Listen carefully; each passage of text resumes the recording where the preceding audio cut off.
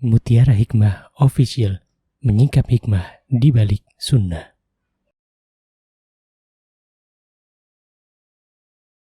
Salurkan donasi terbaik Anda untuk mendukung dakwah Mutiara Hikmah Official.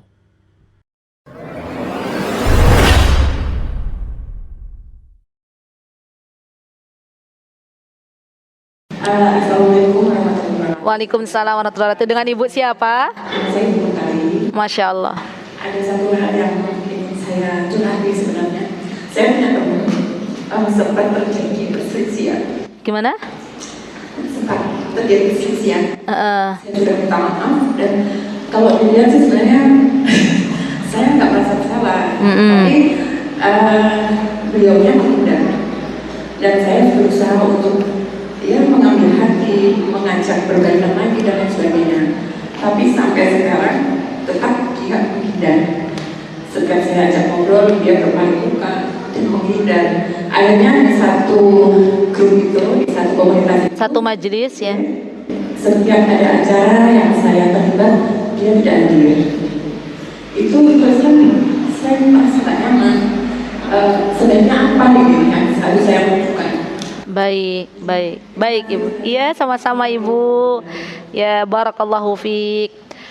Ibu-ibu yang saya cintai karena Allah, di dalam kehidupan ini terkadang ada sesuatu yang tidak sesuai dengan harapan kita, ya kan? Ibu-ibu, kalau ada sesuatu yang tidak sesuai dengan harapan kita, maka itu adalah ujian dari Allah, ya. Dan setiap diri kita itu diuji masing-masing. Kalau tadi yang saya dengar dari ibu yang bertanya, beliau sekarang sedang diuji oleh kawannya, ya. Ada di antara kita yang saya yakin pasti ada diuji dengan pasangan hidupnya. Ada yang diuji dengan anaknya, ada yang diuji dengan gurunya, ada yang diuji dengan tetangganya. Semua kita punya ujian masing-masing.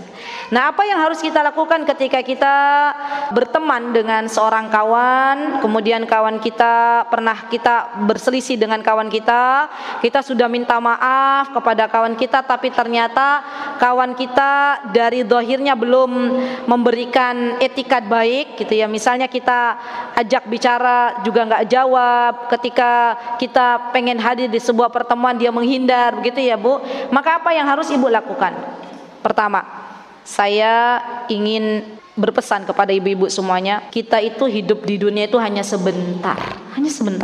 Maka rugi hidup kita kalau kita habiskan waktu kita hanya memikirkan kawan kita itu, ya. Sebenarnya posisinya Bu, dalam hal ini teman kita yang rugi. Kenapa? Karena yang selalu jadi pikiran dia adalah ibu, ya. Dan yang kedua, ya, saya berpesan bahwa ketika kita terdolimi, kita nih sekarang sedang dalam kondisi terdolimi. Kita sudah minta maaf tapi kawan kita belum mau memaafkan. Berarti kita kondisinya terdolimi. Maka di saat itu ibu harus banyak-banyak mendoakan kawan ibu dengan kebaikan. Di mana kawan kita tidak tahu kalau kita mendoakan itu mustajab. Ya Allah, berikanlah kebahagiaan untuk orang yang membenci saya. Ya Allah, berikanlah kemudahan dalam hidupnya untuk orang yang membenci saya. Ya Allah, jadikanlah suatu hari kelak ia dibukakan pintu hidayah, sehingga nanti suatu hari kelak saya dan dia bisa berkumpul bersama lagi. Jadi doakan. Kita tuh rugi Bu, kalau ada orang membenci kita balas dendam ikut membenci. Rugi itu, ya, rugi. Karena kita di dunia cuma sebentar, ya. Nanti di akhirat urusannya panjang. Orang-orang yang berselisih di dunia belum tuntas urusannya, belum minta maaf, masih mendolimi orang lain, nanti di akhirat dipanggil oleh Allah, Allah hakimi kedua belah pihak ini, dan Allah yang akan menghakimi dengan seadil-adilnya. Jadi tenang aja, yang penting ibu sudah minta maaf dengan serendah-rendahnya, walaupun mungkin di sisi ini ibu merasa tidak bersalah, tapi tidak apa-apa. Toh dengan kita minta maaf tidak akan menurunkan derajat kita di hadapan Allah Subhanahu wa taala, justru akan mengangkat derajat kita di hadapan Allah Subhanahu wa taala, dan kita terus berbuat baik. Tadi ibu sudah benar, ibu sudah mengambil hatinya, begitu ya.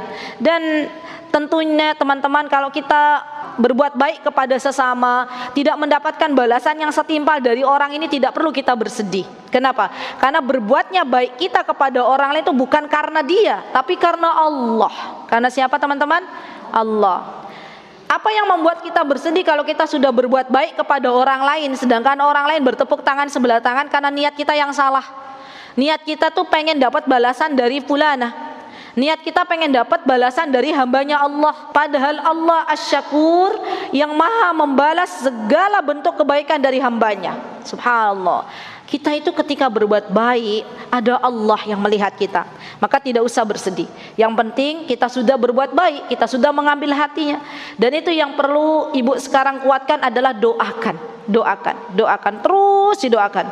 Biidznillahi ta'ala, ya, kita doakan bersama semoga temannya ibu mendapatkan hidayah.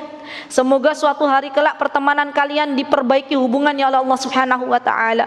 Dan batu sebesar apapun ketika ditetesi air hujan maka lama-kelamaan batu itu akan berlubang.